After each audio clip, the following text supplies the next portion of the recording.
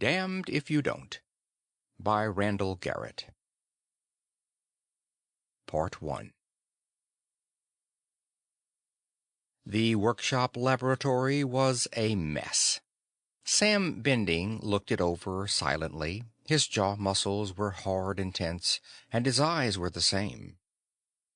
To repeat what Sam Bending thought when he saw the junk that had been made of thousands of dollars worth of equipment would not be inadmissible in a family magazine, because Bending was not particularly addicted to four-letter vulgarities. But he was a religious man, in a lax sort of way, so repeating what ran through his mind that gray Monday in February of 1981 would be unfair to the memory of Samson Francis Bending. Sam Bending folded his hands over his chest. It was not an attitude of prayer. It was an attempt to keep those big, gorilla-like hands from smashing something.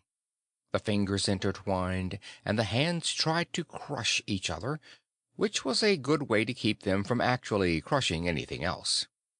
He stood there at the door for a full minute, just looking. The lab, as has been said, was a mess. It would have looked better if someone had simply tossed a grenade in it and had done with it. At least the results would have been random and more evenly dispersed. But whoever had gone about the wrecking of the lab had gone about it in a workmanlike way. Whoever had done the job was no amateur. The vandal had known his way about in a laboratory, that was obvious.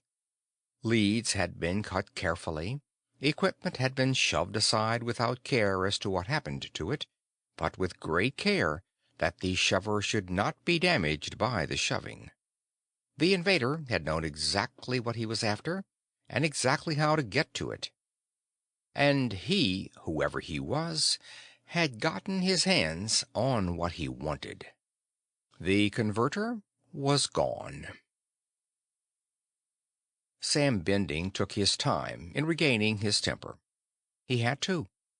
A man who stands 6'3", weighs 300 pounds, and wears a 48-size jacket can't afford to lose his temper very often, or he'll end up on the wrong end of a homicide charge. That 300 pounds was composed of too much muscle and too little fat for Sam Bending to allow it to run amok. At last he took a deep breath, closed his eyes, and let his tense nerves, muscles, and tendons sag. He pretended someone had struck him with a dose of curare. He let his breath out slowly and opened his eyes again. The lab still looked the same, but it no longer irritated him. It was something to be accepted as done. It was something to investigate and, if possible, avenge. But it was no longer something to worry about or lose his temper over. I should have expected it, he thought wryly. They'd have to do something about it, wouldn't they? But the funny thing was that he hadn't expected it. Not in modern, law-abiding America. He reached over to the wall switch to turn on the lights, but before his hand touched it, he stopped the motion and grinned to himself. No point in turning on the switch when he knew perfectly well that there was no power behind it. Still, his fingers touched the switch anyway, and nothing happened. He shrugged and went over to the phone. He let his eyes wander over the wreckage as his right index finger spun the dial.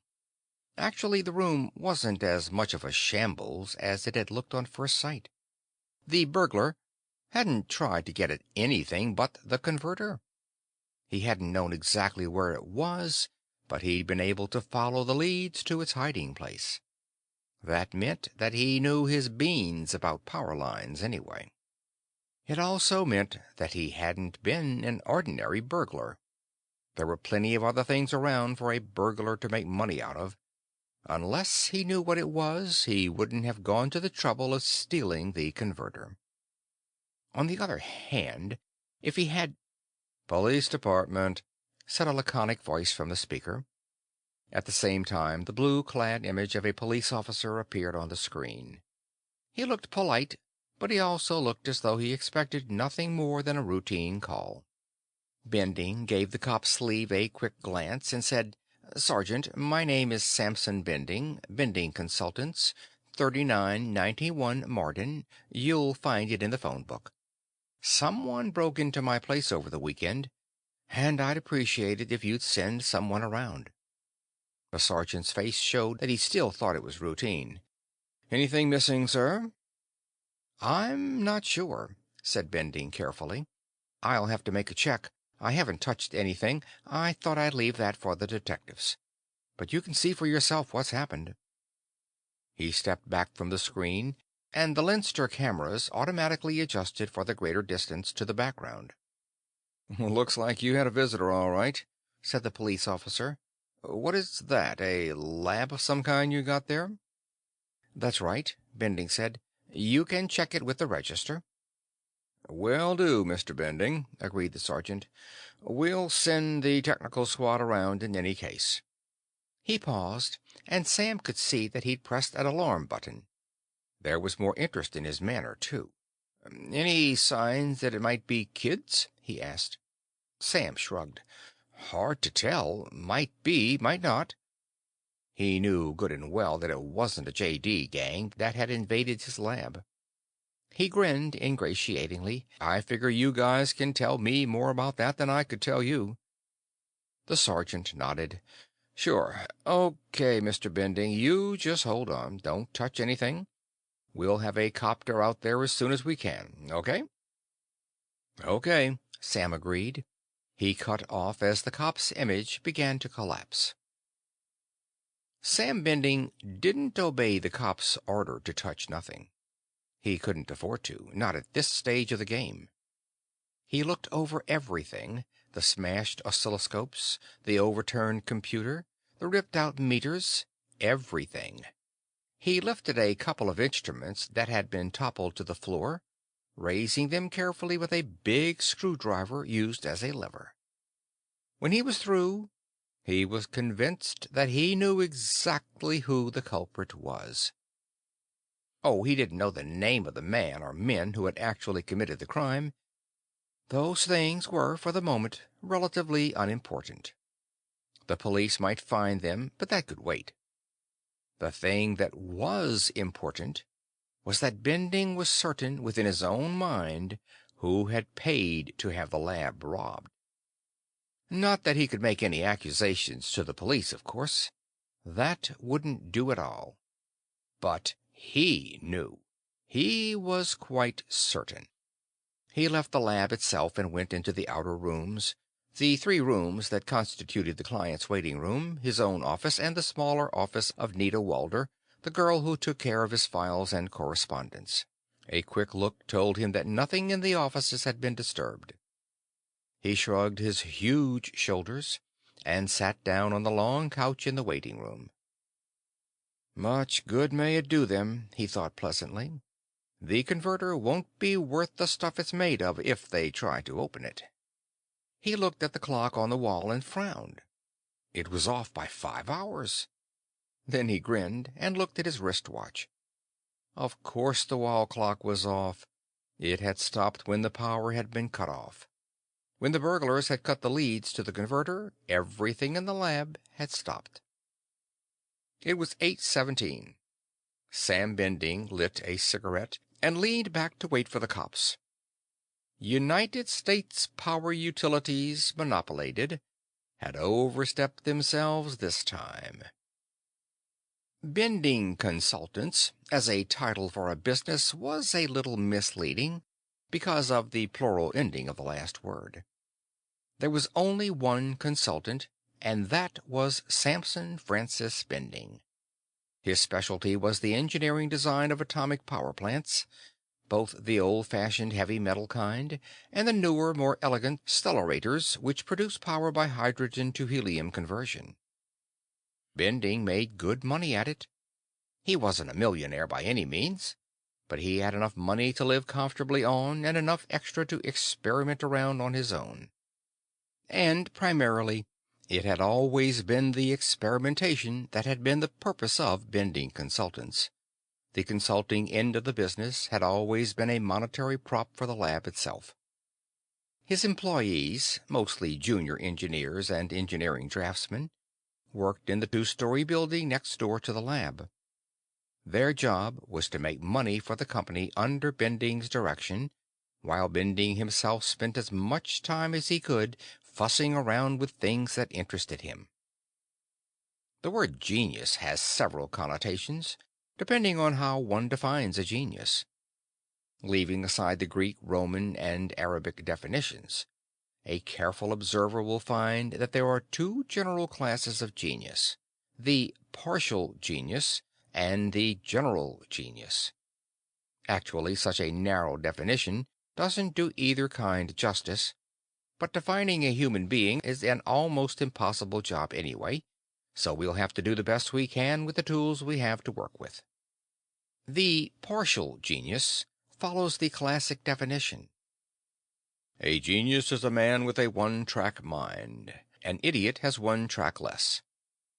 He's the real wowzer at one class of knowledge and doesn't know spit about the others. The general genius doesn't specialize. He's capable of original thought in any field he works in. The trouble is that, because of the greater concentration involved, the partial genius usually gets more recognition than the general, that is, if he gets any recognition at all. Thus, the mathematical and optical work of Sir Isaac Newton showed true genius. His theological and political ideas weren't worth the paper he wrote them on. Similar accusations might be leveled against Albert Einstein and many others. The general genius isn't so well known because he spreads his abilities over a broad area. Some, like Leonardo da Vinci, have made a name for themselves, but in general they have remained in the background. Someone once defined a specialist as a man who learns more and more about less and less until he finally knows everything about nothing. And there is the converse, the general practitioner who knows less and less about more and more until finally he knows nothing about everything. Both types can produce geniuses, and there is, of course, a broad spectrum in between. Da Vinci, for instance, became famous for his paintings. He concentrated on that field because he knew perfectly well that his designs for such things as airplanes were impracticable at the time, whereas the church would pay for art. Samson Bending was a genius, granted, but he was more toward the special than the general side of the spectrum. His grasp of nuclear physics was far and away beyond that of any other scientist of his day. His ability to handle political and economic relationships was rather feeble. As he sat in his waiting room on that chill day of February 1981, his mind was centered on nuclear physics, not general economics. Not that Bending was oblivious to the power of the great god Ammon. Bending was very fond of money and appreciated the things it could achieve. He simply didn't appreciate the overall power of Ammon. At the moment, he was brooding darkly over the very fact of existence of power utilities and trying to figure out a suitable rejoinder to their coup de démon. And then he heard the whir of helicopter blades over the building. The police had come. He opened the door of the lab building as they came up the steps. There were 2 plain-clothes men, the technical squad Bending knew, and 4 uniformed officers. The plain-clothes man in the lead, a tall, rather thin man, with dark straight hair and a small mustache, said, "Mr. Bending, I'm Sergeant Ketzel. Mind if the boys take a look at the scene? I'd like to ask a few questions." "Fine," said Sam Bending. "Come on in." He showed the officers to the lab, and, telling them nothing, left them to their work. Then he went into his office, followed by Sergeant Ketzel.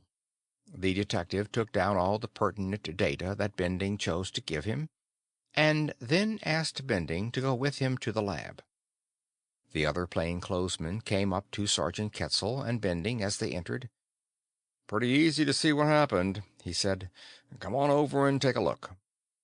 He led them over to the wall where the converter had been hidden. "See?" he said. "Here's your main power line coming in here. It's been burned off. They shut off the power to cut off the burglar alarm to that safe over there." Ketzel shook his head slowly, but said nothing for the moment. He looked at Bending. "Has the safe been robbed?" "I don't know," Bending admitted. "I didn't touch it after I saw all this wreckage." Ketzel told a couple of the uniformed men to go over the safe for evidence.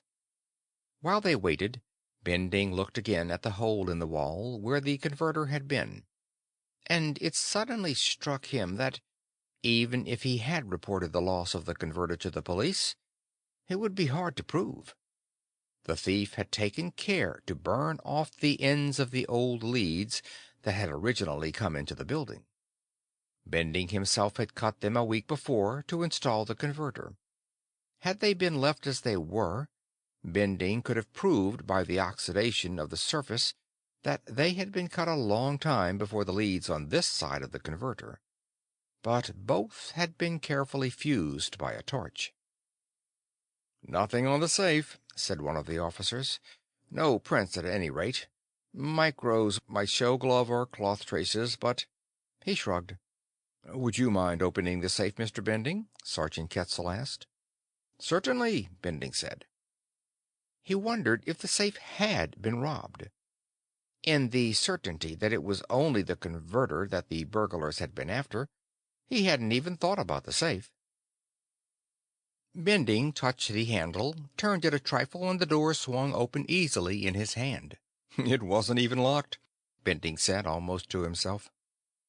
He looked inside. The safe had been thoroughly gone through, but as far as Bending could see, there were no papers missing. "Don't touch anything in there, Mr. Bending," said Ketzel. "Just tell us as much as you can by looking at it." "The papers have been disturbed," Bending said carefully, "but I don't think anything is missing except the petty cash box." "Uh-huh," Ketzel grunted significantly. "Petty cash box. About how much was in it, Mr. Bending?" "3,000 or 4,000, I guess. You'll have to ask Jim Luckman, my business manager. He keeps track of things like that." "3,000 or 4,000 in petty cash?" Ketzel asked, as though he'd prefer Bending to correct the figures to 200 or 300. "About that. Sometimes we have to order equipment of one kind or another in a hurry, and we can usually expedite matters if we can promise cash. You know how it is." Sergeant Ketzel nodded sourly. He evidently knew only too well how it was. Even the most respectable businessmen were doing occasional business with the black market in technological devices. But he didn't say anything to Bending. "What did the cash box look like?" he asked. Bending held out his hands to measure off a distance. "About so long, 10 inches, I guess, maybe 6 inches wide and 4 deep. Thin sheet steel with a gray crackle finish. There was a lock on it, but it wasn't much of one. Since it was kept in the safe, there was no need for a strong lock." Sergeant Ketzel nodded. "In other words, an ordinary office cash box. No distinguishing marks at all?" "It had Bending Consultants on the top, and underneath that the word Lab in black paint. That lab was to distinguish it from the petty cash box in the main office." "I see. Do you know anything about the denominations of the bills? Were they marked in any way?" Bending frowned. "I don't know. You'd have to ask Luckman about that, too." "Where is he now?" "Home, I imagine. He isn't due to report for work until 10. "Okay. Will you leave word that we want to talk to him when he comes in? It'll take us a while to get all the information we can from the lab here." He looked back at the hole in the wall. "It still doesn't make sense. Why should they go to all that trouble just to shut off a burglar alarm?" He shook his head and went over to where the others were working. It was hours before the police left, and long before they were gone, Sam Bending had begun to wish fervently that he had never called them. He felt that he should have kept his mouth shut and fought power utilities on the ground they had chosen. They had known about the converter only 2 weeks, and they had already struck. He tried to remember exactly how the utilities representative had worded what he'd said, and couldn't. Well, there was an easy way to find out. He went over to his files and took out the recording for Friday, 30 January 1981. He threaded it through the sound player. He had no particular desire to look at the man's face again, and turned on the machine. The first sentence brought the whole scene back to mind. "Thank you for your time, Mr. Bending." The man whose card had announced him as Richard Olcott. He was a rather average-sized man with a 50-ish face, graying hair that was beginning to thin, and an expression like that of a friendly poker player, pleasant but inscrutable. "I always have time to see a representative of Power Utilities, Mr. Olcott," Bending said, "though I must admit that I'm more used to dealing with various engineers who work for your subsidiaries." "Not subsidiaries, please," Olcott admonished in a friendly tone. "Like the Bell Telephone Company, Power Utilities is actually a group of independent but mutually cooperative companies organized under a parent company." Bending grinned. "I stand corrected. What did you have on your mind, Mr. Olcott?" Olcott's hesitation was of half-second duration, but it was perceptible. "Mr. Bending," he began, "I understand that you have been, working on a new and, radically different method of power generation. Is that substantially correct?" Bending looked at the man, his blocky, big-jawed face expressionless. "I've been doing experimenting with power generators, yes," he said after a moment. "That's my business." "Oh, quite. I understand that," Olcott said hurriedly. "I took the trouble to look up your record before I came. I'm well aware of the invaluable work you've done in the power field." "Thank you," Bending said agreeably. He waited to see what the other would say next. It was his move. "However," Olcott said, "that's not the sort of thing I was referring to." He leaned forward in his chair, and his bright gray eyes seemed to take on a new life. His manner seemed to alter subtly. "Let me put our cards on the table, Mr. Bending. We understand that you have designed and are experimenting with an amazingly compact power source. We understand that little remains but to get the bugs out of your pilot model. Naturally, we are interested. Our business is supplying the nation with power. Anything from a new type solar battery on up is of interest to us." He stopped, waiting for Bending to speak. Bending obliged. "I see Peternick let the cat out of the bag prematurely," he said with a smile. "I hadn't intended to spring it until it was a polished work of engineering art. It's been more of a hobby than anything else, you see." Olcott smiled disarmingly. "I'm not acquainted with Mr. Peternick. To be quite honest, I have no idea where our engineers picked up the information." "He's an engineer," Bending said. "Friends of mine. He probably got a little enthusiastic in a conversation with one of your boys.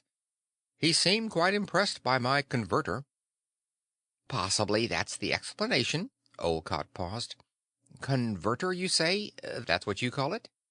"That's right. I couldn't think up any fancier name for it." "Oh, I suppose I could have, but I didn't want anything too descriptive." "And the word converter isn't descriptive?" "Hardly," said Bending with a short laugh. "Every power supply is a converter of some kind. A nickel-cadmium battery converts chemical energy into electrical energy. A solar battery converts radiation into electrical current. The old-fashioned oil and coal-burning power plants converted chemical energy into heat energy, converted that into kinetic energy, and that in turn was converted into electrical energy. The heavy metal atomic plant does almost the same thing, except that it uses nuclear reactions instead of chemical reactions to produce heat. The stellarator is a converter, too. About the only exception I can think of is the electrostatic condenser, and you could say that it converts static electricity into a current flow if you wanted to stretch a point. On the other hand, a condenser isn't usually considered as a power supply. Olcott chuckled. I see your point. Could you give me a rough idea of the principle on which your converter operates? Bending allowed himself a thoughtful frown. I'd rather not just now, Mr. Olcott. As I said, I want to sort of spring this full-blown on the world. He grinned. He looked like a small boy who had just discovered that people liked him, but it was a calculated expression, not an automatic one. Olcott looked into Bending's eyes without seeing them. He ran his tongue carefully over the inside of his teeth before he spoke. Mr. Bending. Pause. Mr. Bending, we, and by we I mean of course Power Utilities, have heard a great deal about this converter. His chocolate brown eyes bored deep into the gray eyes of Samson Bending. Frankly, he continued, we are inclined to discount 90% of the rumors that come to us. Most of them are based on purely crackpot ideas. Nonetheless, we investigate them. If someone does discover a new process of producing power, we can't afford to be blind to new ideas just because they happen to come from, unorthodox sources. You, Mr. Bending, are an unusual case. Any rumor concerning your work, no matter how fantastic, is worth looking into on your reputation alone, even though the claims may be utterly absurd. I have made no claims, Bending interposed. Olcott raised a lean hand. I understand that, Mr. Bending. Nonetheless, others, who may or may not know what they are talking about, have made this claim for you. Olcott settled back in his chair and folded his hands across his slight paunch. You've worked with us before, Mr. Bending. You know that we can, and do, pay well for advances in the power field which are contributed by our engineers. As you know, our contract is the standard one. Any discoveries made by an engineer while in our employ is automatically ours. Nonetheless, we give such men a handsome royalty. He paused, opened his briefcase, and pulled out a notebook. After referring to it, he looked up at Bending and said, You yourself have benefited by this policy. According to our records, you are drawing royalties from 3 patented improvements in the stellarator, which were discovered at times when you were employed by us, or rather by one of our associate corporations, in an advisory capacity. Those discoveries were, by contract, ours. By law, we could use them as we saw fit without recompense to you other than our regular fee. Nonetheless, we chose to pay you a royalty because that is our normal policy with all our engineers and scientific research men. We find it more expedient to operate thus. Bending was getting a little tired of Olcott's nonetheless, but he didn't show it. Are you trying to say that my converter was invented during my employ with your company, Mr. Olcott? Olcott cleared his throat and shook his head. No, not necessarily.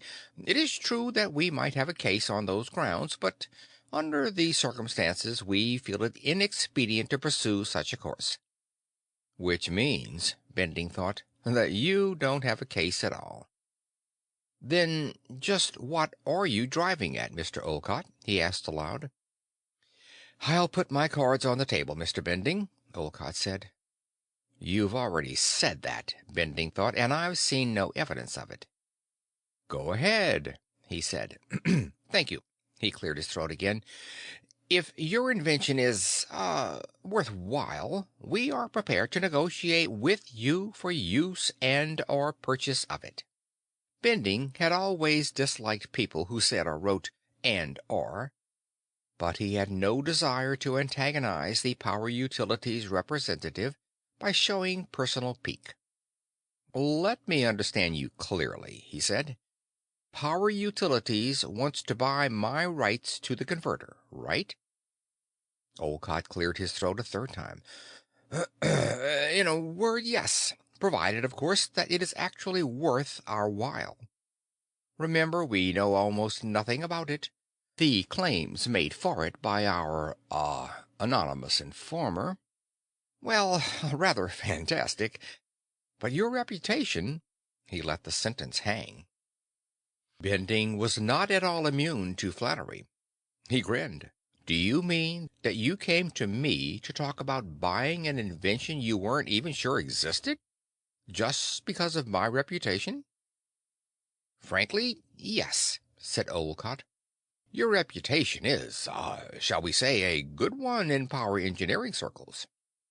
Are you an engineer? Bending asked suddenly. Olcott blinked. Why, no, I am not. I'm a lawyer. I thought you understood that. Sorry, Bending said. I didn't. Most of our financial work around here is done through my Mr. Luckman.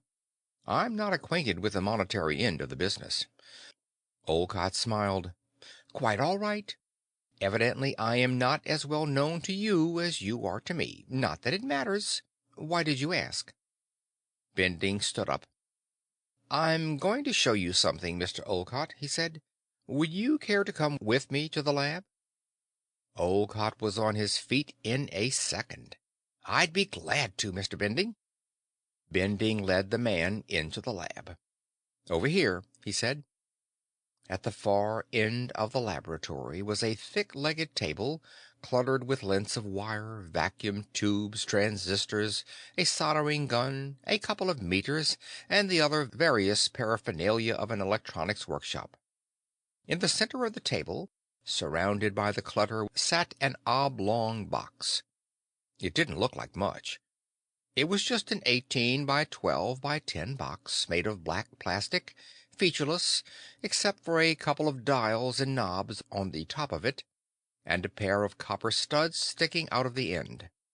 Still, Olcott didn't look skeptical, nor surprised. Evidently his informant had had plenty of information, or else his poker face was better than Bending had thought. This is your pilot model? Olcott asked. One of them, yes. Want to watch it go through its paces? Very much. Okay, first though, just how good is your technical education? I mean, how basic do I have to get? Sam Bending was not exactly a diplomat. Olcott, however, didn't look offended. Let's say that if you keep it on the level of college freshman physics, I'll get the general drift. All right? Sure. I don't intend to get any more technical than that anyway. I'm going to tell you what the converter does, not how. Fair enough. For the moment, go ahead. Right. Sam flipped a switch on the top of the box. Takes a minute or so to warm up, he said. When the minute or so had passed, Bending, who had been watching the meters on the top of the machine, said, See this? He pointed to a dial face. That's the voltage. It's controlled by this vernier knob here. He turned the knob, and the needle on the voltmeter moved obligingly upwards. Anything from 10 to 1,000 volts, he said, easily adjusted to suit your taste. I don't think I'd like the taste of 1,000 volts, Olcott said solemnly. Might affect the tongue adversely. Olcott didn't look particularly impressed. Why should he?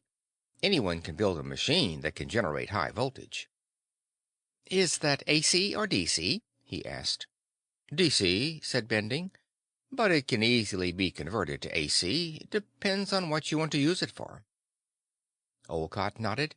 How much power does that thing deliver? Sam Bending had been waiting for that question. He delivered his answer with all the nonchalance of a man dropping a burnt match in an ashtray. 500 horsepower. Olcott's face simply couldn't hold its expressionless expression against something like that. His lips twitched and his eyes blinked. 500 what? I will not make the obvious pun, said Bending.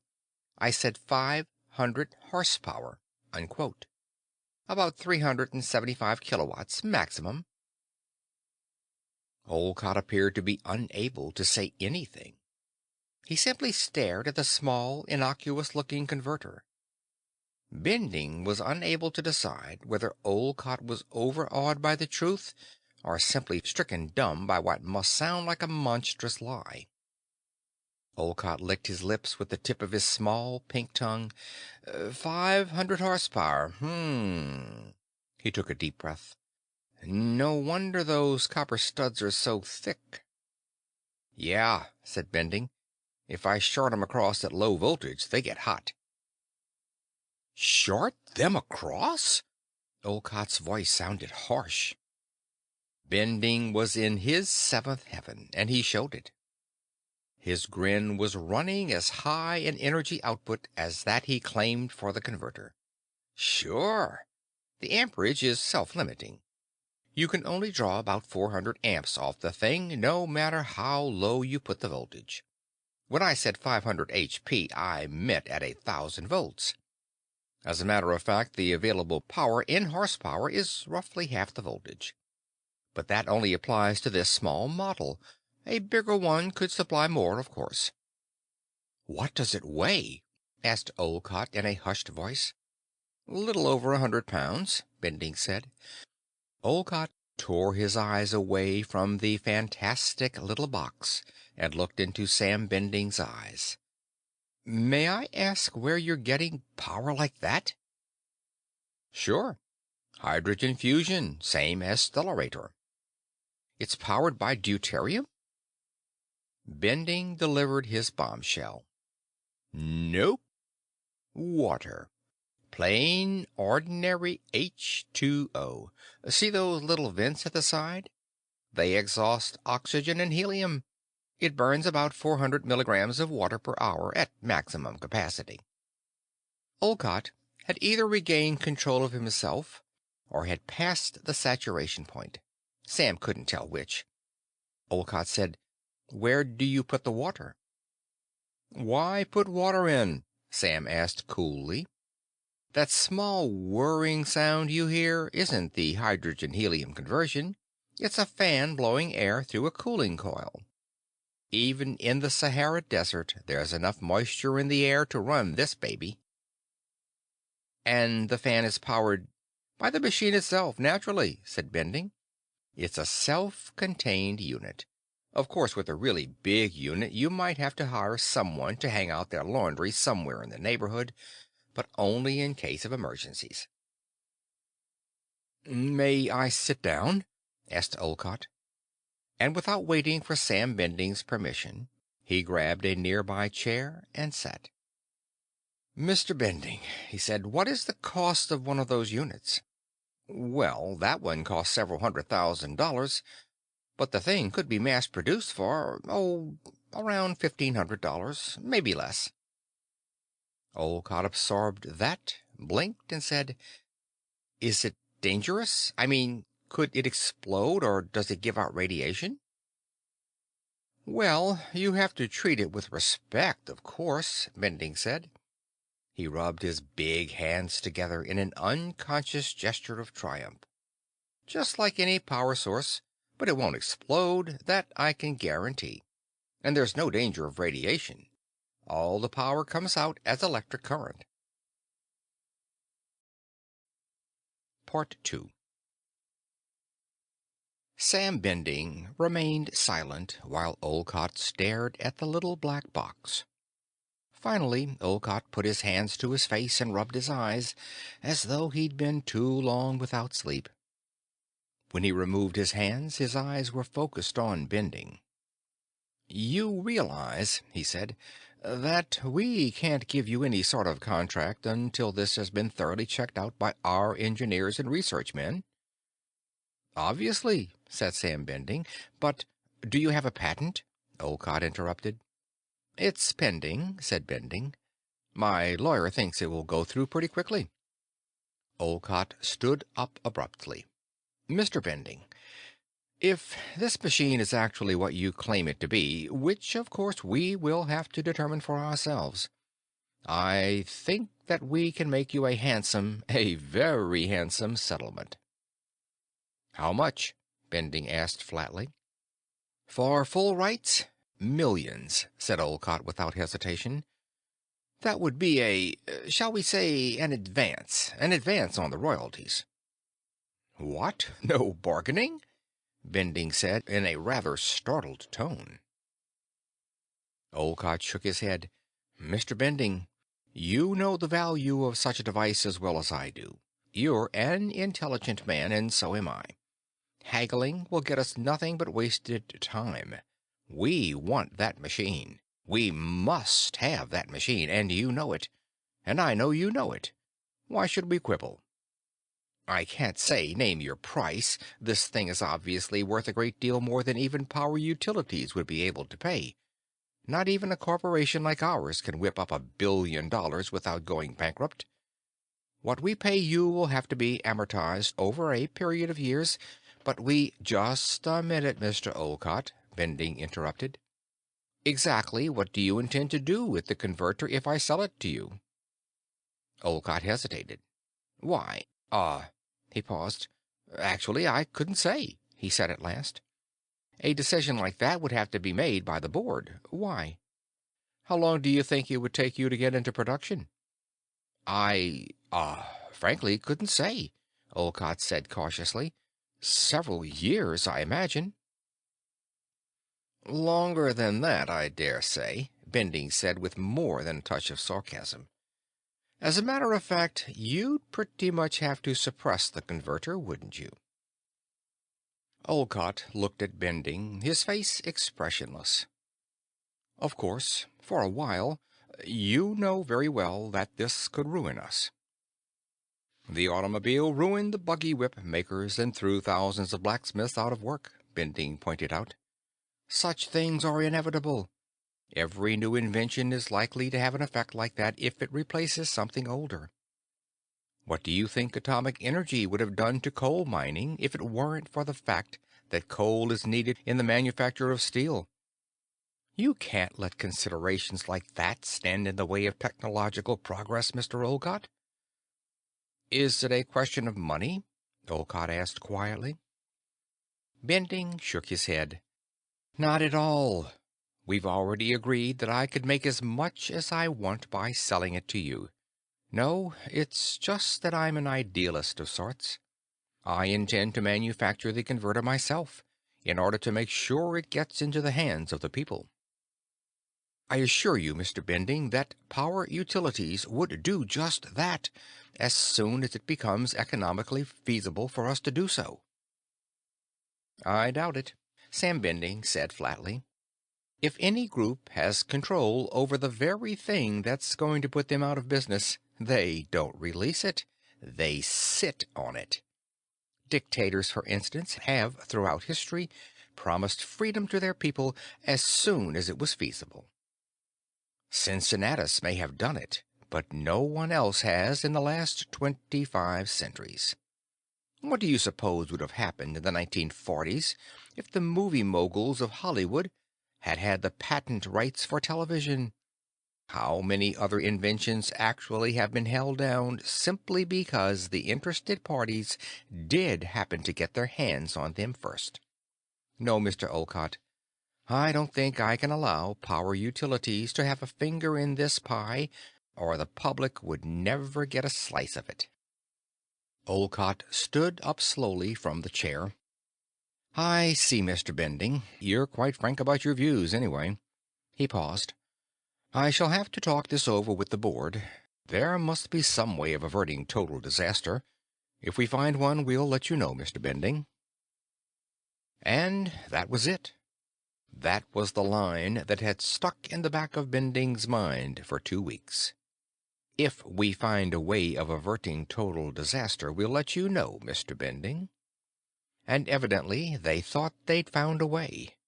For 2 weeks there had been phone calls from officers of greater or lesser importance in power utilities, but they all seemed to think that if they could offer enough money, Sam Bending would capitulate. Finally, they had taken the decisive step of stealing the converter.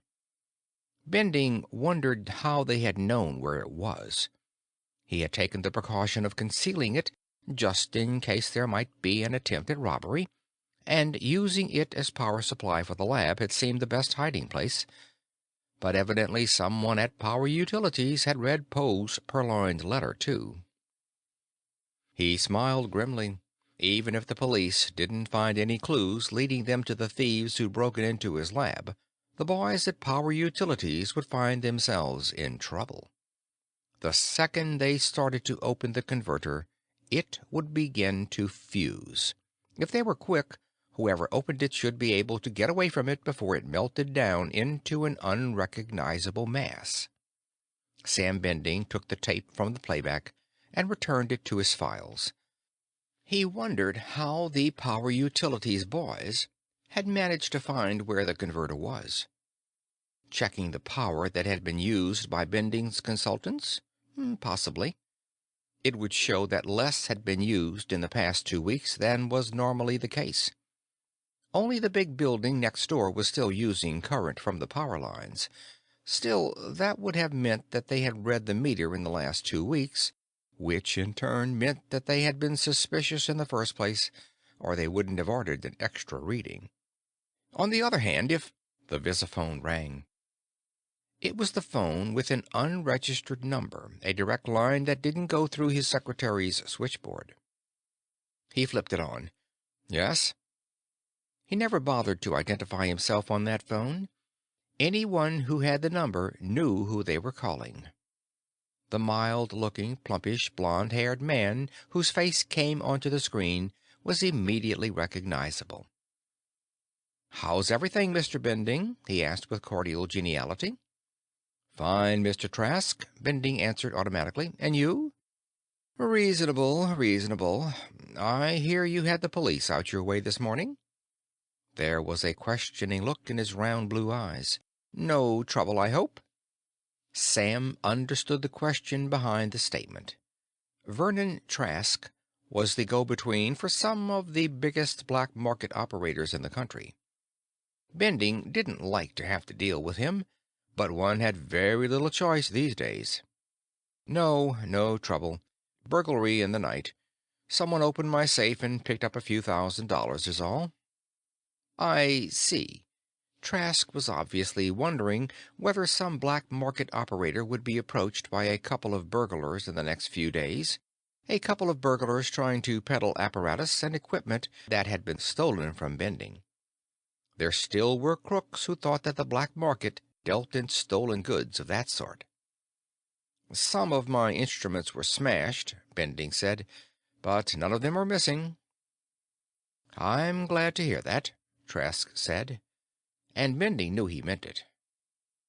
The black market boys didn't like to have their customers robbed of scientific equipment. It might reflect back on them. "I just thought I'd explain about missing our appointment this morning," Trask went on. "It was unavoidable. Something unexpected came up." Trask was being cagey as always. He didn't talk directly, even over a phone that wasn't supposed to be tapped. Bending understood, though. Some of the robotics equipment he'd contracted to get from Trask was supposed to have been delivered that morning, but when the delivery agent had seen the police car out front, he'd kept right on going, naturally enough. "That's all right, Mr. Trask," Bending said. "What with all this trouble this morning, it actually slipped my mind. Another time, perhaps." Trask nodded. "I'll try to make arrangements for a later date. Thanks a lot, Mr. Bending. Goodbye." Bending said goodbye and cut the connection. Samson Bending didn't like to be forced to buy from the black market operators, but there was nothing else to do if one wanted certain pieces of equipment. During the tense war of the late 60s, the federal and state governments had gone into a state of near panic. The war that had begun in the Near East had flashed northwards to ignite the eternal powder keg of Europe. But there were no alliances or general war. There was only periodic armed outbreaks, each one in turn threatening to turn into World War III. Each country found itself agreeing to an armistice with one country while trying to form an alliance with a second and defending itself from or attacking a third. And yet, during it all, no one dared to use the ultimate weapons. There was plenty of strafing by fighter planes and sorties by small bomber squadrons, but there was none of the massive retaliation of World War II. There could be heard the rattle of small arms fire and the rumble of tanks and the roar of field cannon, but not once was there the terrifying, all-enveloping blast of nuclear bombs. But at the time, no one knew that it wouldn't happen. The United States and the Soviet Union hovered on the edges of the war, two colossi who hesitated to interfere directly for fear they would have to come to grips with each other. The situation made the brinkmanship of former Secretary Dulles look as safe as loafing in an easy chair. And the bureaucratic and legislative forces of the United States government had reacted in a fairly predictable manner. The security guards around scientific research, which had been gradually diminishing towards the vanishing point, had suddenly been reimposed, this time even more stringently and rigidly than ever before. Coupled with this was another force, apparently unrelated, which acted to tie in with the federal security regulations. The juvenile delinquent gangs had begun to realize the value of science. Teenage hoodlums armed with homemade pistols were dangerous enough in the 50s. Add aimed rockets and remote-control bombs to their armories, and you have an almost uncontrollable situation. Something had to be done, and various laws controlling the sale of scientific apparatus had been passed by the 50 states. And, as with their liquor and divorce laws, no two of the states had the same set of laws, and no one of them was without gaping flaws. By the time this off-again and on-again wars in Europe had been stilled by the combined pressure of the United Nations, in which the United States and the Soviet Union cooperated wholeheartedly, working together in a way they had not done for over 20 years, the scientific control laws in the United States had combined to make scientific research almost impossible for the layman, and a matter of endless red tape, forms in octuplicate, licenses, permits, investigations, delays, and confusion for the professional. The answer, of course, was the black market. What bootlegging had done for the average citizen in the 20s, the black market was doing for scientists 50 years later. The trouble was that, unlike the Volstead Act, the scientific prohibitions aroused no opposition from the man in the street. Indeed, he rather approved of them. He needed and wanted the products of scientific research, but he had a vague fear of the scientist, the egghead. To his way of thinking, the laws were cleverly designed restrictions promulgated by the marvelously epitome of humanity, the common man, to keep the mysterious scientists from meddling with things they oughtn't to. The result was that the Latin American countries went into full swing, producing just those items which North American scientists couldn't get their hands on because the laws stayed on the books. During the next 10 years, they were modified slightly, but only very slightly, but the efforts to enforce them became more and more lax. By the time the late 70s and early 80s rolled around, the black marketeers were doing very nicely, thank you, and any suggestion from scientists that the laws should be modified was met with an intensive counter-propaganda effort by the operators of the black market. Actually, the word operators is a misnomer. It was known by the authorities at the time that there was only one ring operating. The market was too limited to allow for the big-time operations carried on by the liquor smugglers and distillers of half a century before. Sam Bending naturally was forced to deal with the black market just as everyone else engaged in research was. It was, for instance, the only source for a good many technical publications which had been put on the restricted list. Sam wasn't as dependent on them as college and university research men were, simply because he was engaged in industrial work, which carried much higher priorities than educational work did. Sam, however, was fed up with the whole mess and would have given his eye teeth to clear up the whole stupid farce. Irritated by every petty distraction at his office, Sam Bending finally gave up trying to cope with anything for the rest of the day.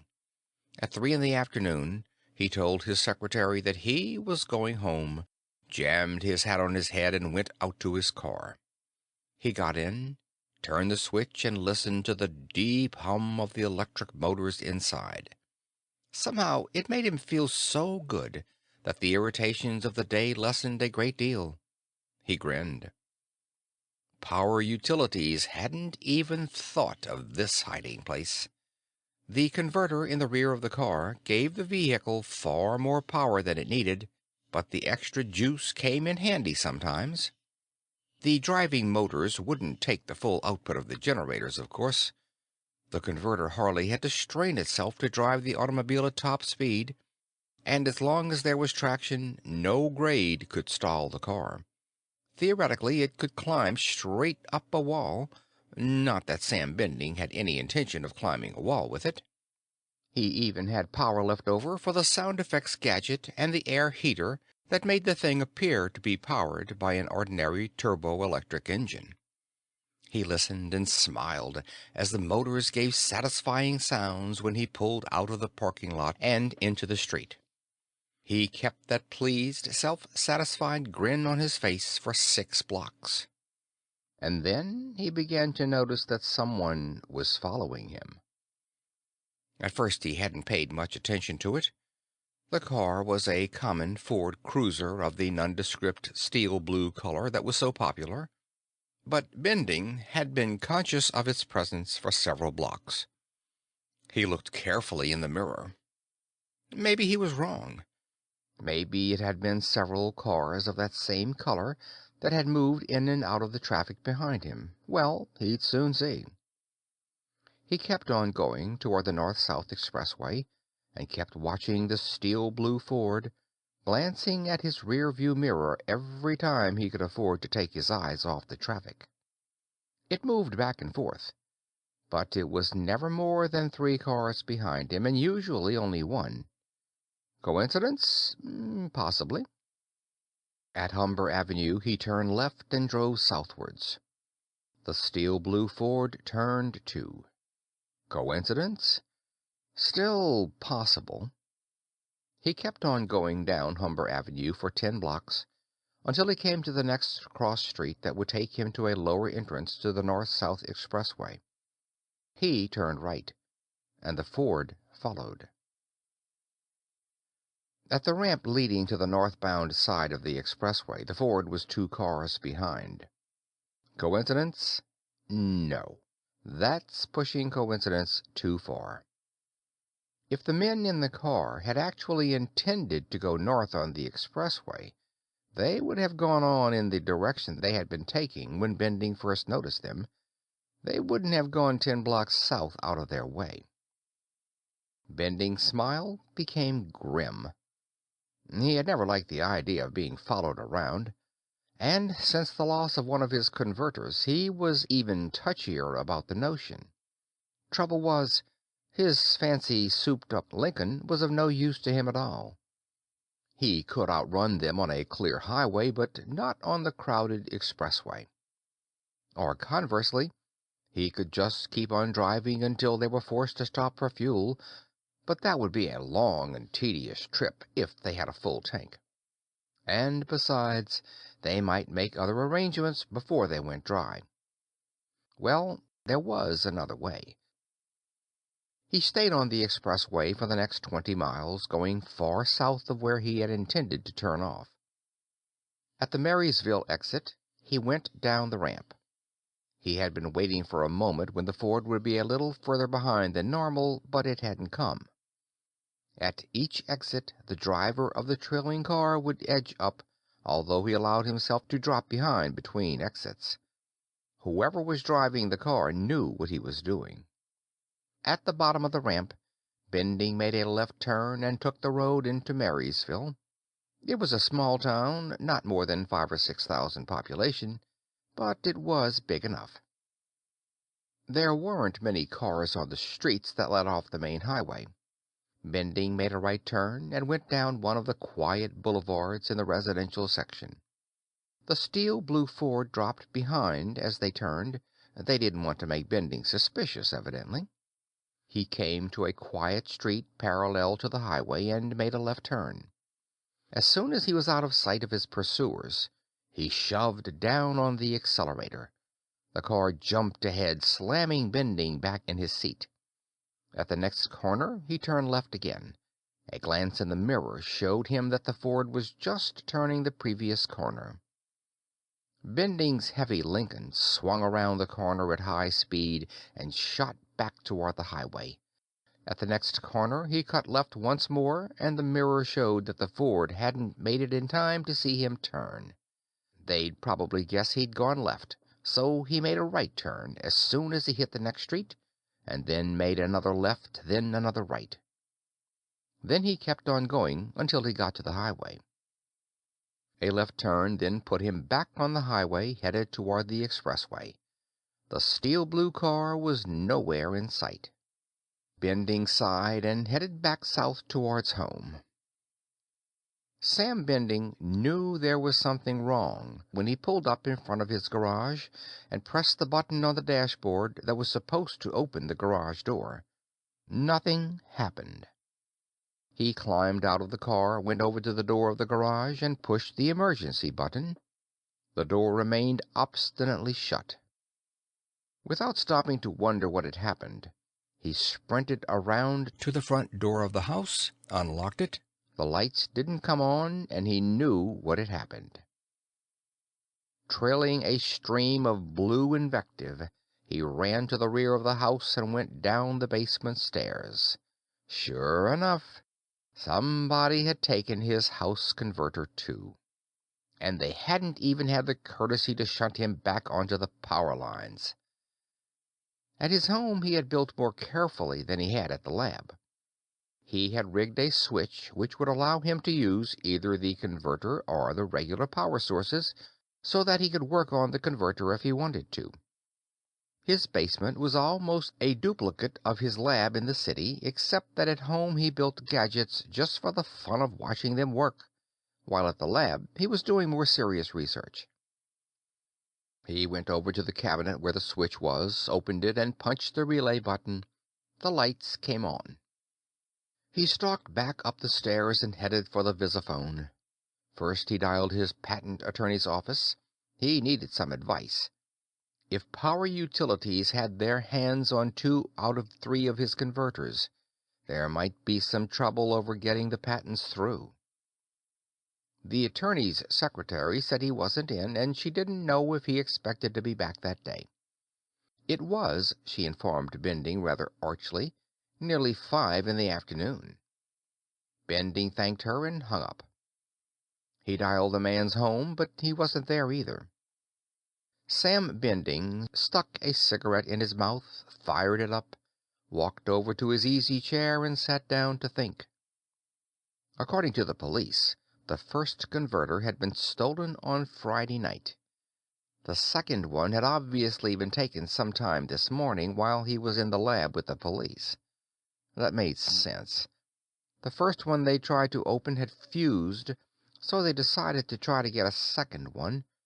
Only how had they known he had had more than one? He hadn't told anyone that he had 3, or even 2. Well, no matter. They had found out. The question was, what did he do next?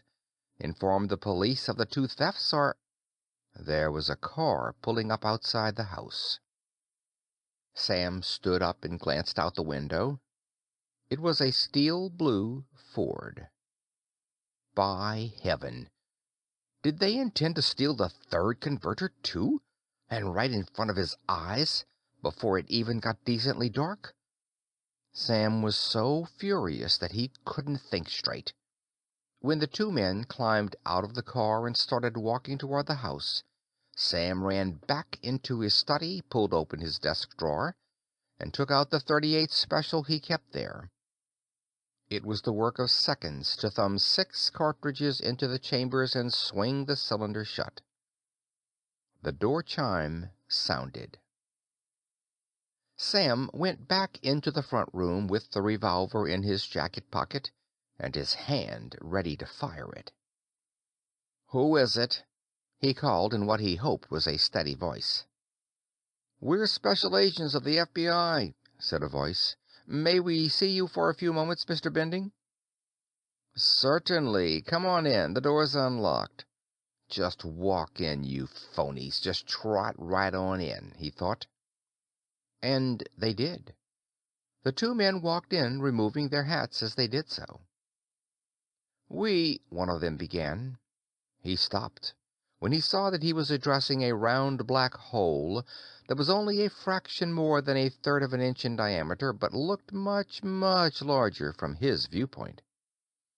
"Get your hands in the air and turn around very slowly," said Bending. "Lean forward and brace your hands against the wall." They did as they were told. Bending frisked them carefully and thoroughly, thankful that the 2 years he had spent in the army hadn't been completely wasted. Neither one of them was carrying a gun. Bending stepped back and pocketed his own weapon. "All right.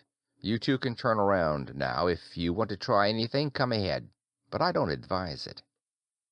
The 2 men turned around.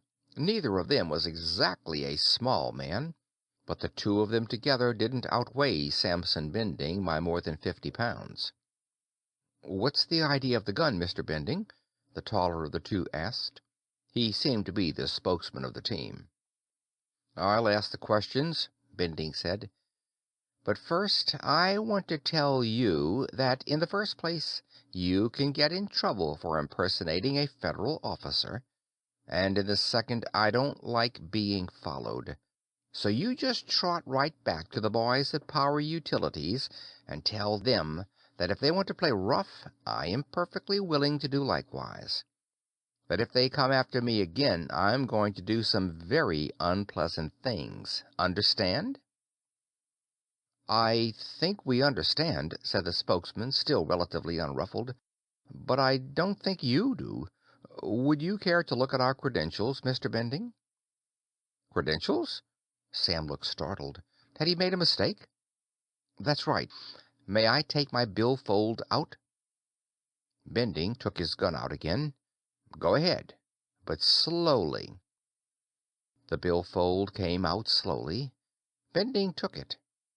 The identification card and the small gold badge said very plainly that the man was a special agent of the Federal Bureau of Investigation. I'm sorry," Bending said weakly. "I thought you were someone else. Some men were following me this afternoon, and that was us, Mr. Bending. Sorry." "May I verify this?" Bending asked. "Certainly. Go right ahead." Bending phoned the local office of the FBI and verified the identities of the 2 men. When he cut off, he asked dazedly, "What was it you wanted?" "Would you mind coming with us downtown? We'd like to have you see some people." "Am I under arrest?" "No." The agent smiled a little. "I suppose if we had to, we could get you for speeding and reckless driving. That was pretty fancy dodging you did. But we're not supposed to be traffic cops." Sam smiled feebly. "What's this all about?" "I haven't the faintest notion, Mr. Bending. Honestly. We were told to stick with you until we got word to pick you up. We got that word just shortly after you left us. Fortunately, we found you at home.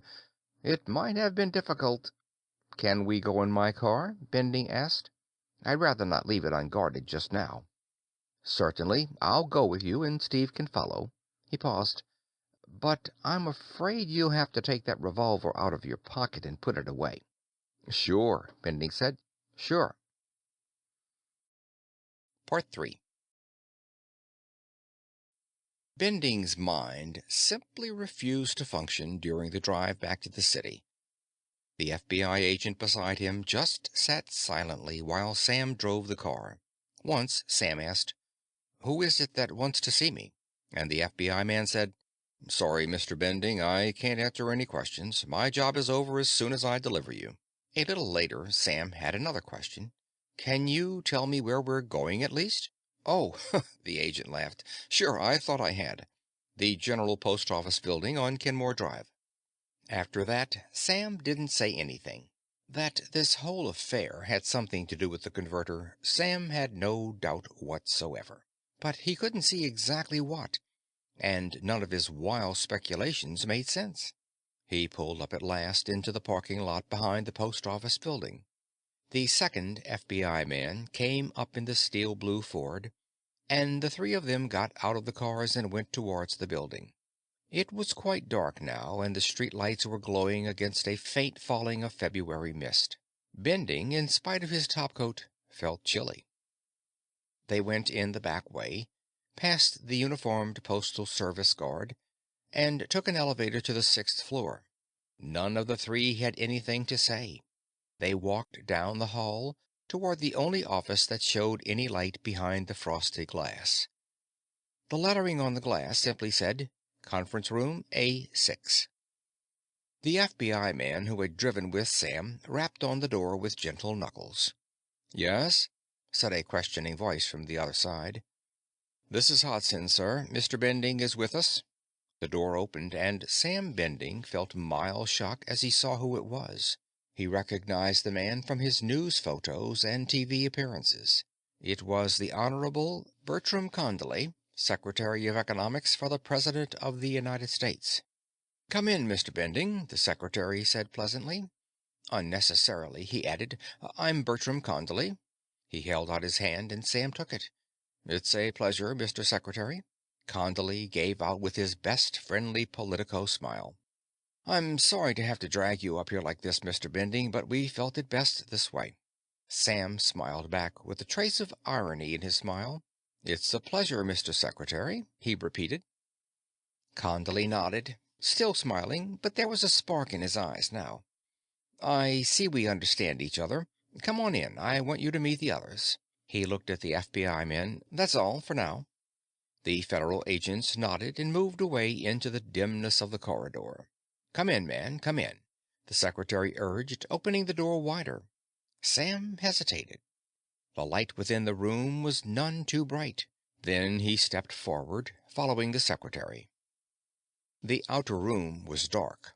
Not too dark, but illuminated only by the dim light from the corridor and from the inner room.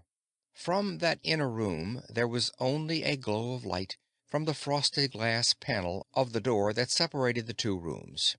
Condley closed the hall door, and, as Sam stepped forward toward the lighted door, held out a hand to stop him. Just a moment, he whispered softly. I think you ought to know what you're walking into, Mr. Bending. Bending stood stock still. Yes, sir? He asked questioningly. I suppose you know what this is all about? Secretary Condley asked softly. The converter, I imagine, Sam Bending said. Condley nodded, his gray hair gleaming silver in the dim light. Exactly. I'm sorry we had to drag you up here this way, Mr. Bending, but in the circumstances we felt it to be the best way. He took a breath. Do you know why we called you here? No, Sam said honestly. Condley's head nodded again. You're in for an argument, Mr. Bending. A very powerful one, I hope. We want to convince you of something. Again he paused. Are you an open-minded man, Mr. Bending? Sam Bending followed the secretary's lead and kept his voice low. I like to think so, Mr. Secretary. He recognized that Condley was preparing him for something, and he recognized that the preliminary statements were calculated to soften him, and he recognized the fact that they did soften him. All right, what was the argument? You're an engineer, Mr. Bending, Condley said in the same low voice. You've been trained to evaluate facts. All I ask is that you use that training. Now, let's get in there before Tovarich or Tomanov begins to think we might be stalling him. Condley strode toward the door and grasped the knob with a firm hand. Sam Bending followed, wondering. Artomonov? Who was Artomonov? The Secretary of Economics had indicated by his precise enunciation of Tovarich that the man was Russian, or at least a citizen of one of the Soviet satellites. Sam Bending took a deep breath and decided that he was prepared for almost anything. There were four men seated around the conference table in the back room, and the most surprising thing, as far as Sam was concerned, was that he recognized only one of them. From the big build-up, he had had half a notion that the president himself might be there. "Mr. Samson Bending, gentlemen," said Secretary Condley to the group.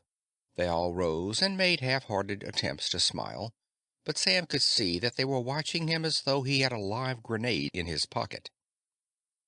"Mr. Bending, I believe you know Mr. Richard Olcott," the secretary said. Bending gave the Power Utilities executive a sardonic smile, which was returned by a solemn nod of the head. "Sure, I know you, you crook," Bending thought.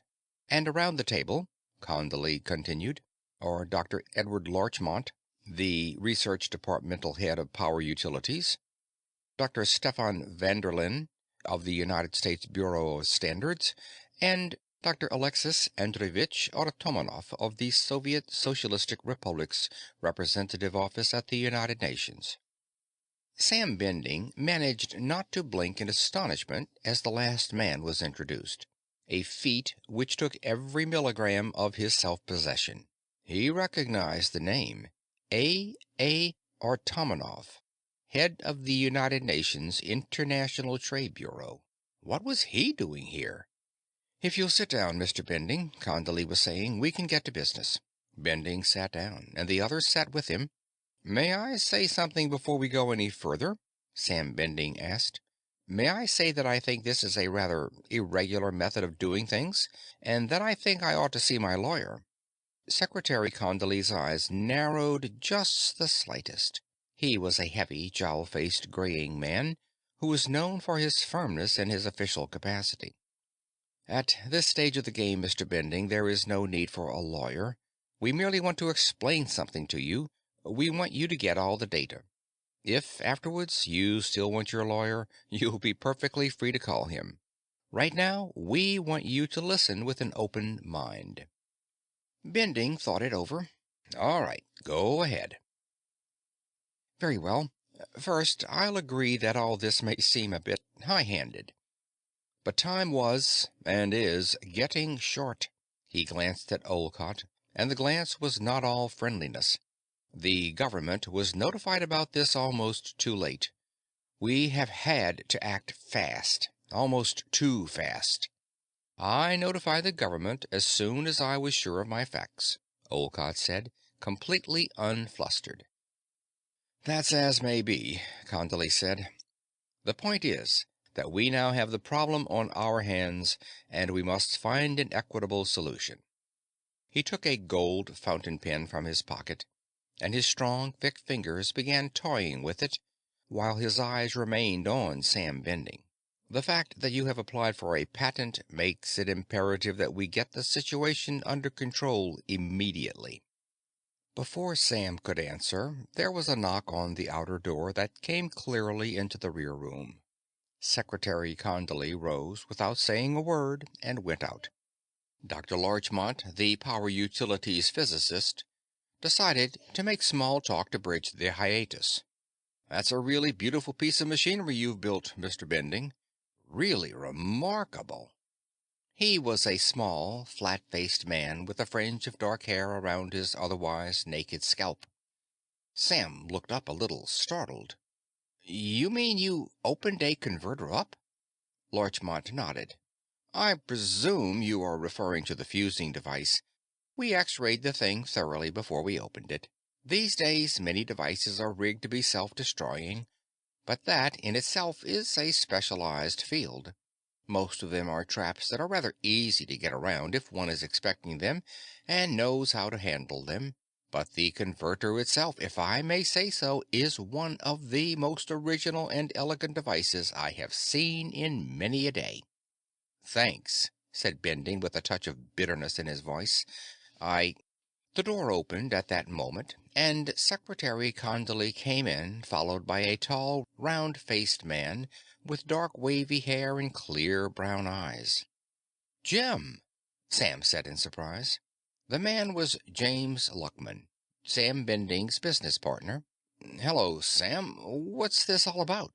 The FBI men who picked me up said I wasn't under arrest, but I had a hunch it was about as close as you can come without actual arrest." Sam nodded. "Funny, I had that impression too." He looked at Condley. "What's the idea, Condley?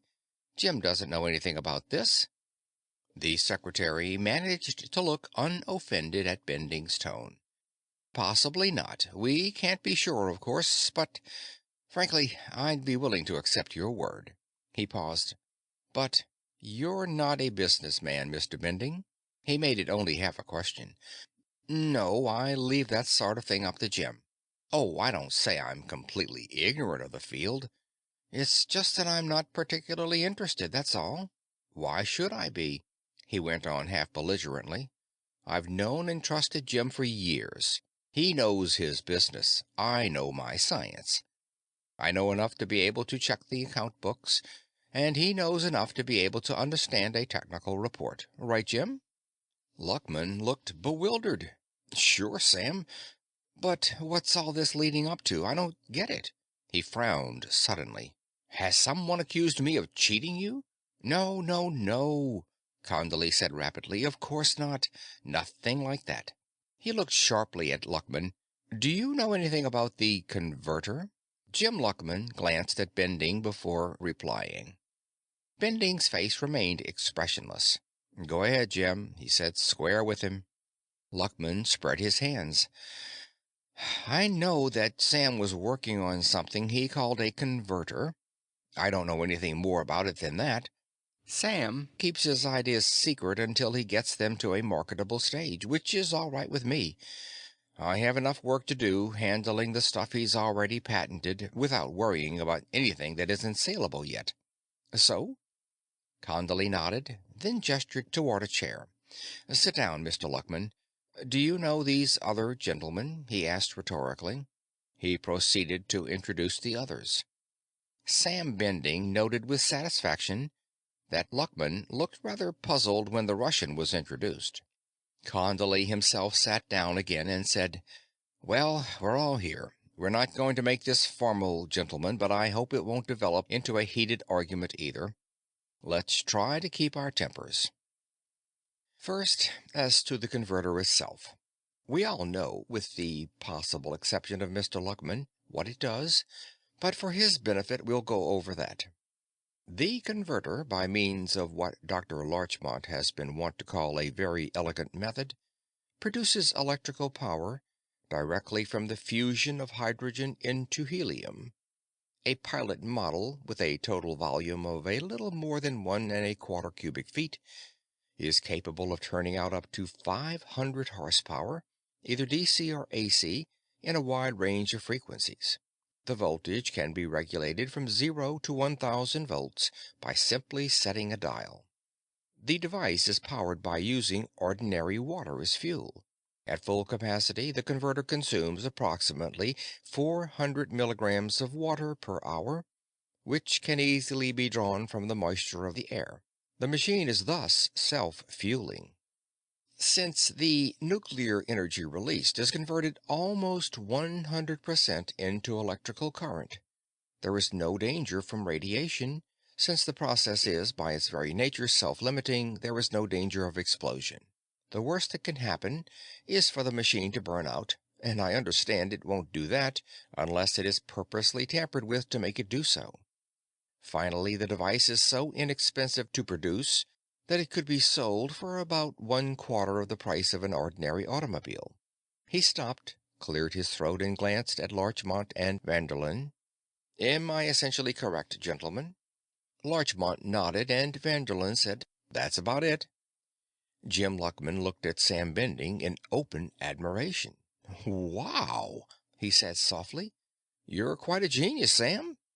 "Very well, gentlemen," Condley continued. "We know what this device will do on a physical level. Now we must consider what it will do on an economic level. Have you considered what would happen if you put the converter on the market, Mr. Bending? Certainly, Bending said, with an angry glance at Olcott. The power utilities would lose their pants. So what? I figure that any company which tries to steal and suppress inventions deserves a licking. Secretary Condley glanced at Olcott as though he were trying to hold back a smile, then returned his gaze to Bending. We won't quibble over the ethics of the situation, Mr. Bending. You are correct in saying that power utilities would go bankrupt. They couldn't stand the competition of what amounts to almost unlimited free power. And then what would happen with every power company in the United States suddenly put out of business? Sam looked puzzled. What difference would it make? People would just be getting their power from another source, that's all. Richard Olcott leaned forward earnestly. May I interject something here? I know you're angry with me, Mr. Bending, perhaps with good reason, but I'd like to point out something that you might not have recognized. Public utilities and its cooperative independent companies are not owned by individuals.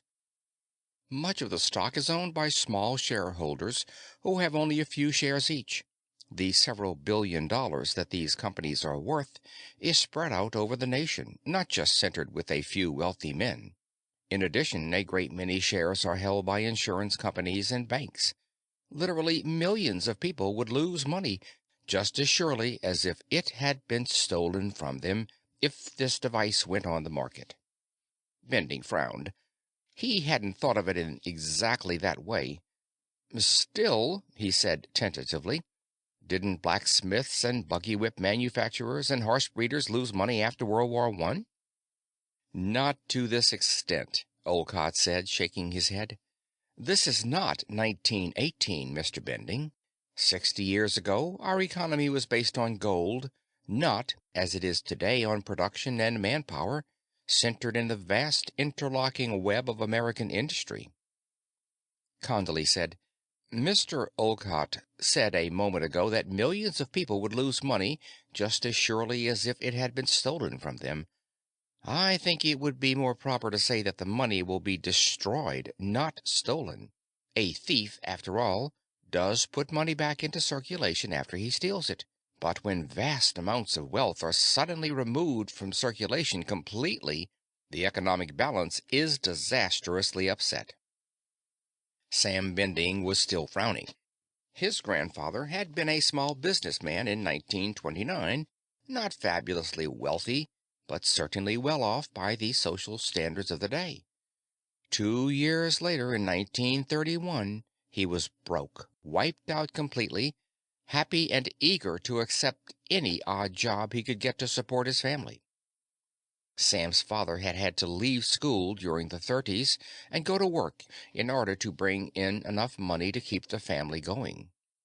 Grandfather Bending, weakened by long hours of labor that he was physically unfit for, had become an invalid, and the entire support of the family had devolved upon Sam's father. He could remember his dad talking about the bread lines and the free soup kitchens.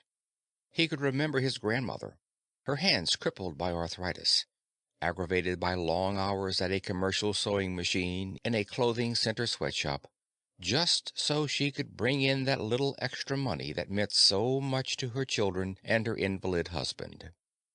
Could one invention bring all that back again? Could his own harmless-looking converter plunge millions back into that kind of misery? It seemed hardly possible, but Sam couldn't banish the specter of the Great Depression from his mind. Just how far-reaching would this economic upset be? He asked Condley. Condley had taken out his gold fountain pen again and was rolling it between his palms. Well, that's a question with a long answer, Mr. Bending. Let's begin small and watch it spread. Banks are pretty safe today, aren't they? The Federal Deposit Insurance Corporation insures all depositors for deposits up to $20,000 now. A bank is hedged in by so many legal fences that it is almost impossible for one to fail in the same way that they failed all over the country in the early 30s. Even if one does fail through the gross mismanagement or illegal activities of its governing board, the depositors don't get excited. They know they're covered. There hasn't been a really disastrous run on a bank for more than 30 years. But banks don't just keep their money in vaults, they invest it. And a significantly large percentage of that money is invested in power companies all over the nation. In an attempt to keep their heads above water, those banks would be forced to make up tremendous losses if power utilities failed overnight. It would force them to draw in outstanding loans for ready cash. It would mean turning to United States savings bonds, which would put a tremendous strain on the government. In spite of that, most banks won't be able to stay solvent because their other capital investments will be dropping rapidly in value. As Mr. Olcott said, our monetary system isn't based on gold, but on production and goods. If power utilities and its members fail, you and your machine will have destroyed, made worthless, several $1 billion worth of machinery and equipment. You will have thrown tens of thousands of people out of work. You will have cut the underpinnings from beneath the American dollar. And it won't stop there. What will happen to the companies that build the dynamos and the boilers and the atomic plants for the power companies? What will happen to the copper industry when the need for millions of miles of copper wire vanishes? They will all suffer tremendous setbacks, throwing tens of thousands more out of work and lowering the value of their stock drastically. The banks then will find their investments suddenly worth only a fraction of their former value. They'll fail wholesale. And you can see what that will do to the Federal Deposit Insurance Corporation and other insurance companies. Sam Bending nodded slowly. He could see that. Insurance companies base their business on the prediction that a certain event, death, accident, or the failure of a bank, will happen to a certain percentage of their covered clients, and they adjust their rates accordingly. But something that would change a 5% failure rate to a 50% failure rate would break the company. And the unemployment rate would go up even higher. And Sam thought of something the secretary hadn't even mentioned. State and federal unemployment insurance. What would that drain do to the treasuries of the various governments involved? Sam Bending felt as if the thing were snowballing on him. Where would the state and federal governments get that money? Taxes? Don't be silly. How can you collect sales taxes when sales are dropping off because of unemployment? How can you get income taxes from depleted incomes? How can you charge luxury taxes when no one is buying luxuries? Certain essentials like food, rent, and clothing couldn't be taxed. People would buy as cheaply as possible, which would force down prices, which would... Where would it go from there? Sam asked Condley in a shaken voice. Condley glanced over at the Russian. I believe Dr. Artomonov can answer that one for you. Artomonov was a red-faced, fleshy man with almost no hair and a huge, bristling gray mustache. His eyes were a startling blue. Mr. Bending, he said in excellent English, you may recall that your depression of the 30s was not confined to America. All of Europe became involved. The same thing will happen again to a greater degree if your machine is released to the world at this time. He brushed at his mustache with a fingertip. You may wonder what I am doing here, Mr. Bending. You may think that the traditional rivalry, which has existed between our countries for so many decades, would preclude my being admitted to such a secret session as this one. I might have thought so too, 15 years ago. But when something threatens both our countries, the picture changes. We fought together during the Motherland War, which you call World War II, because of the common threat of German Nazi terrorism. We cooperated to suppress the brush fires that threatened us in Europe and the Middle East during the so-called Tense War. In big things, we must cooperate. Again, we are both threatened by a common source, Mr. Bending, and again we must cooperate.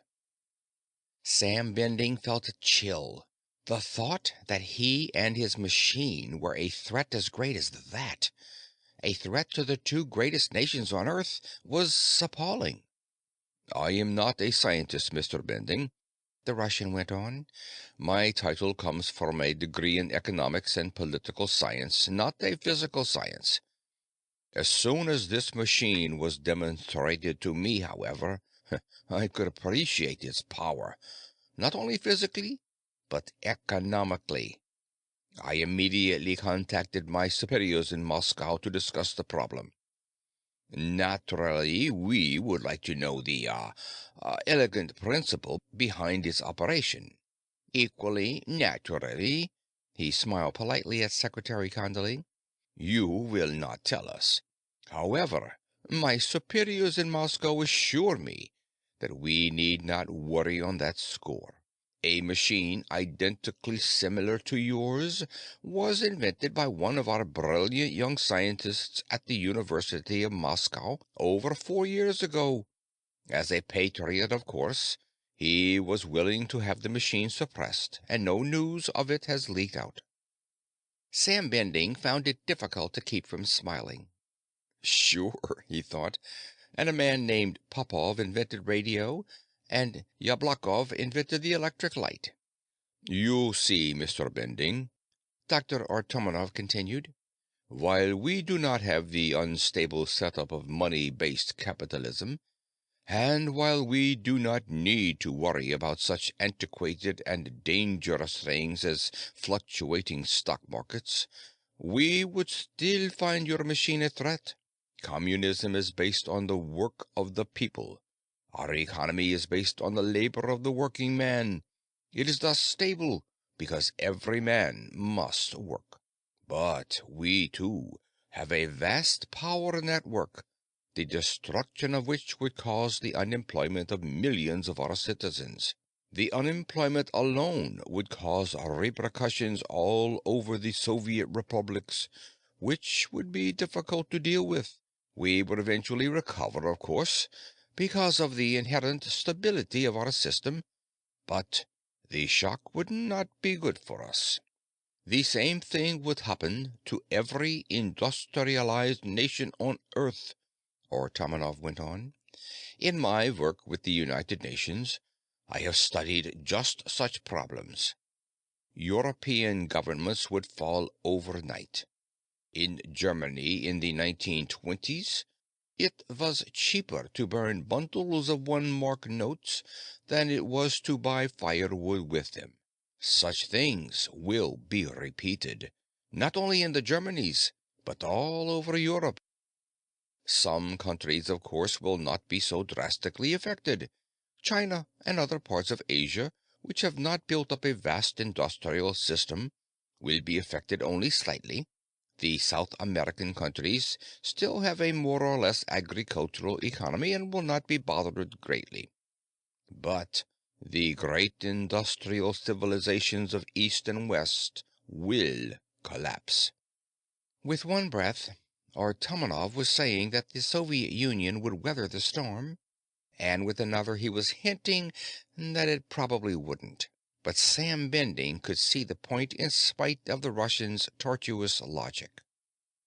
I think that is all I have to say for the moment, Artomonov said, except to emphasize one point. The Great Depression hit the world some 50 years ago. It was a terrible thing for everyone concerned, but it was as nothing at all, a mere zephyr of ill wind, compared to what the depression of the 80s will be if your machine goes on the market. There was silence for a minute. Sam Bending was thinking hard, and the others could see it, and they knew there was no point in interrupting at that moment. "Just a second," Sam said.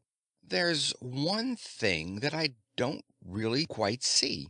I can see that the situation you outline would develop if every power plant in America, or in the Soviet Union, or Europe, were to be suddenly replaced by converters. I can see that chaos would result."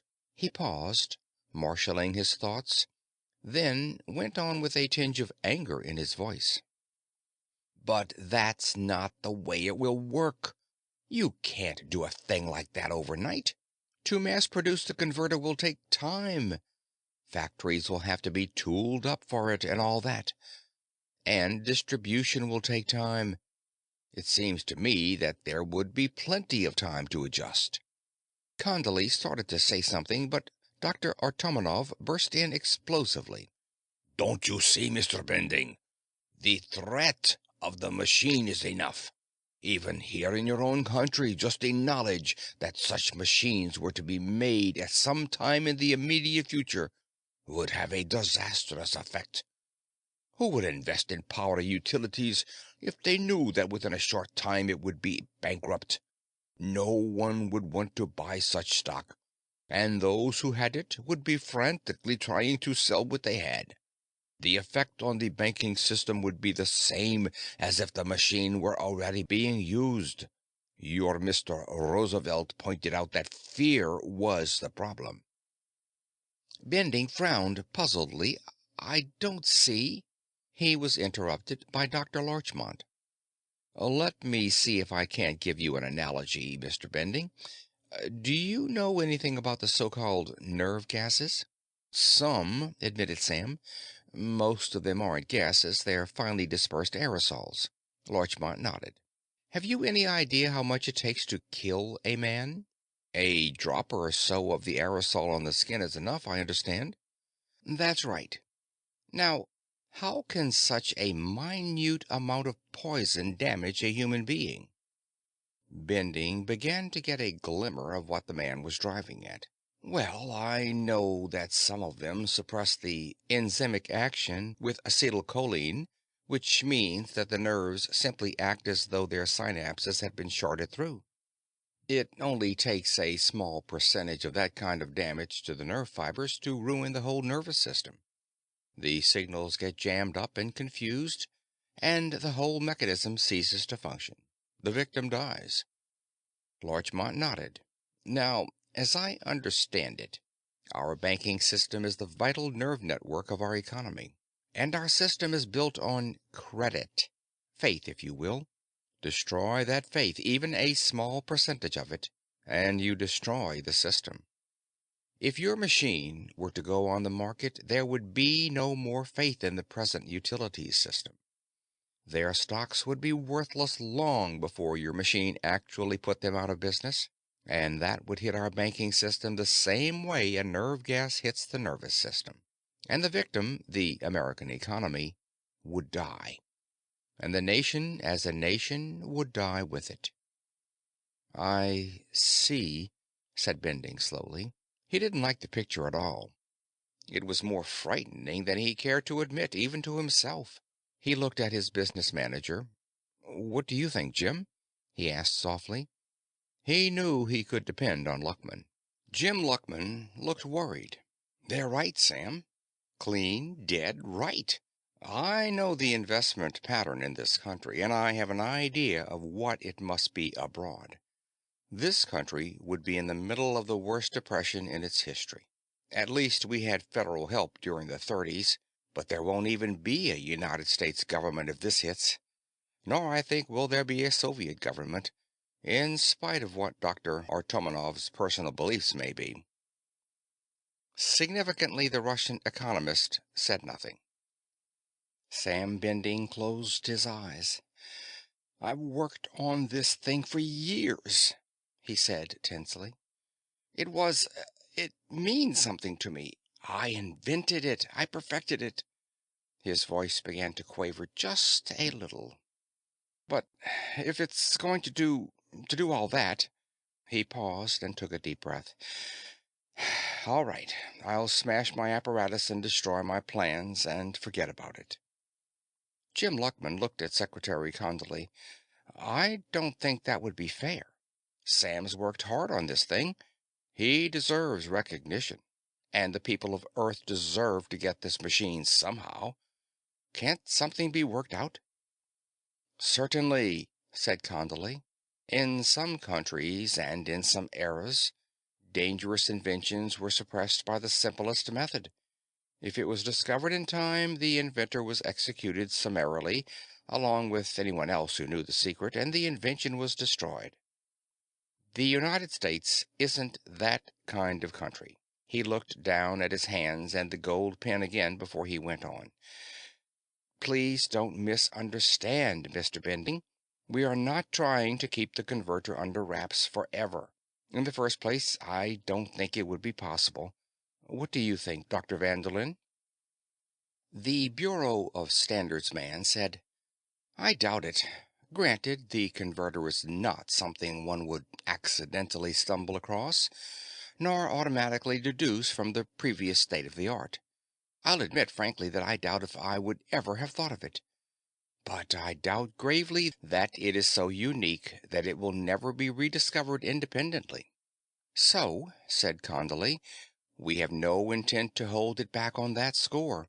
And in the second place, such an invention is too valuable to allow it to be lost. So here is our proposition. You will sell your rights to the converter to power utilities. It won't even be patented in the usual sense. We can't allow the converter to become public property at this time. We can't make it possible for just anyone to send in a quarter to the patent office to find out how it works.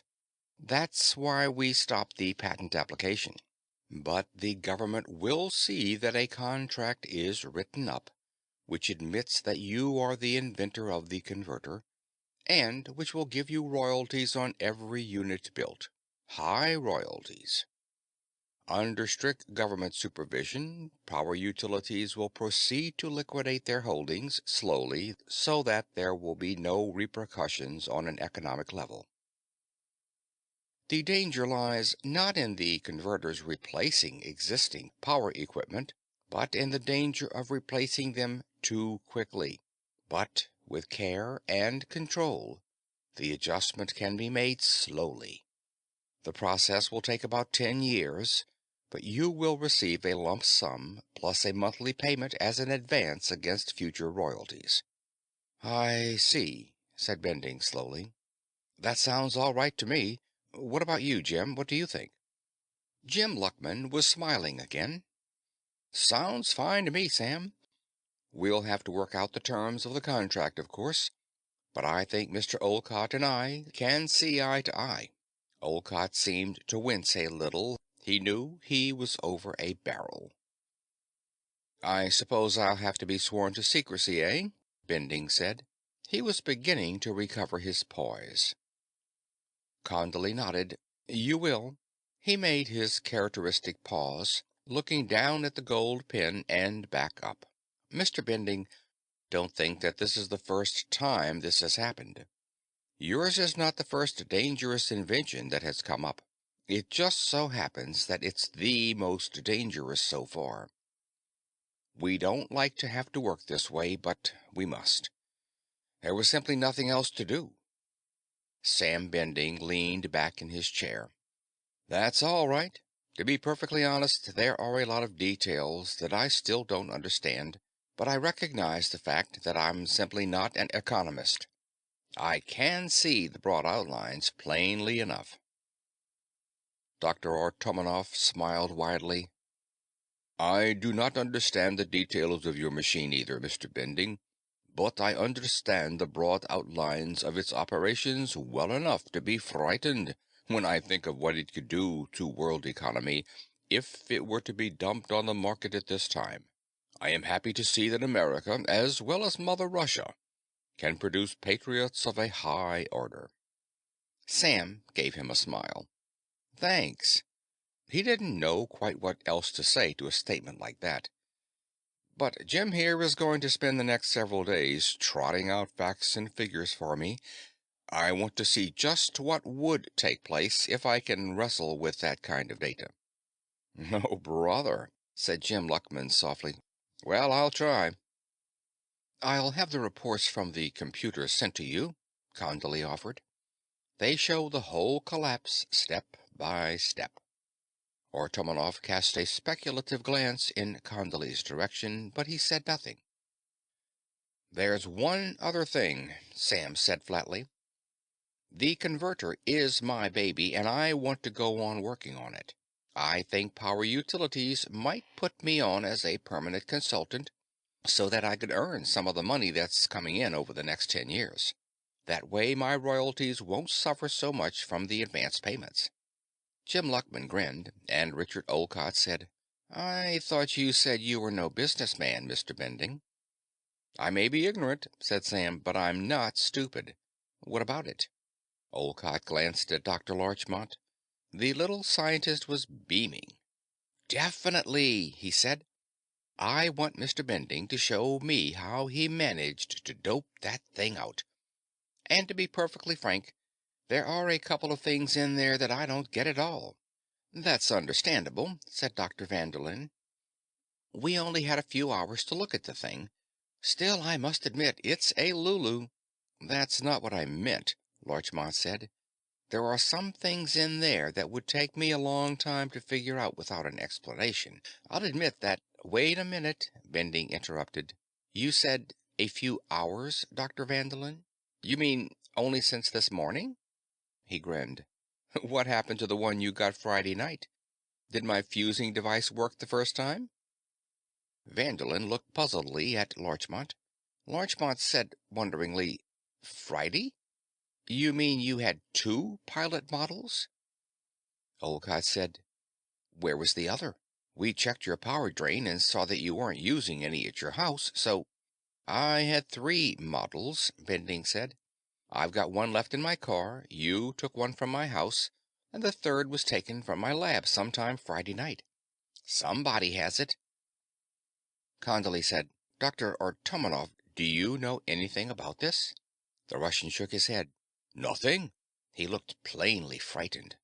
"I assure you, my government knew nothing of this." Condley leaped to his feet, said, "Where are those FBI men?" and ran out the door. "The black market," said Bending softly. "They found out somehow. And they've had 3 days to study it," Larchmont said. "It's too late now. That thing is probably somewhere in South America by this time." Artomonov stood up, his face oddly pale. "You must excuse me, gentlemen. I must get in touch with Moscow immediately." He strode out of the room. The four men remaining in the room just stared at each other for a long moment. There wasn't much else they could do.